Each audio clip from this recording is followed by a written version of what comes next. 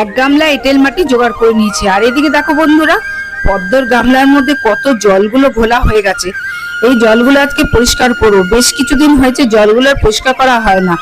আর নিচে কত শ্যাওলা জন্মে গেছে, আর পাতাগুলো পচে গিয়ে কিরকম শ্যাওলা জন্মে গেছে। এই শ্যাওলাগুলো যদি না পরিষ্কার করি, পদ্মের যে টিউবগুলো তৈরি হয়েছে সেই টিউবগুলো নষ্ট হয়ে যেতে পারে। তাই টিউবগুলো তুলে ভালো করে পরিষ্কার করে নিয়েছি। আর এই এঁটেল মাটিকে একটু পাক মাটি তৈরি করে নিয়েছি, আর গামলাটাও পরিষ্কার করে নিয়েছি। এবার গামলার মধ্যে পাক মাটিটা আমি ঢেলে দেবো। ঢেলে দিয়ে একটু হাত দিয়ে ছড়িয়ে দেবো। ছড়িয়ে দিয়ে ওইদিকে টিউবটাকে আস্তে করে সাইডে মাটির তলায়, পুরোপুরি দেবো না, ওপর দিয়ে একটুখানি উঠিয়ে রাখবো। দিয়ে তার মধ্যে গামলার মধ্যে জল দিয়ে দেবো। টিউবটা কিন্তু আমি কোনো নার্সারি থেকে কিনে আনিনি, আমি বীজ থেকে টিউব তৈরি করেছি। আর আমি প্রতিটা ভিডিও তোমাদের আগে আপলোড দিয়ে গেছি, চাইলে তোমরা আমার ভিডিওতে দেখতে পারো।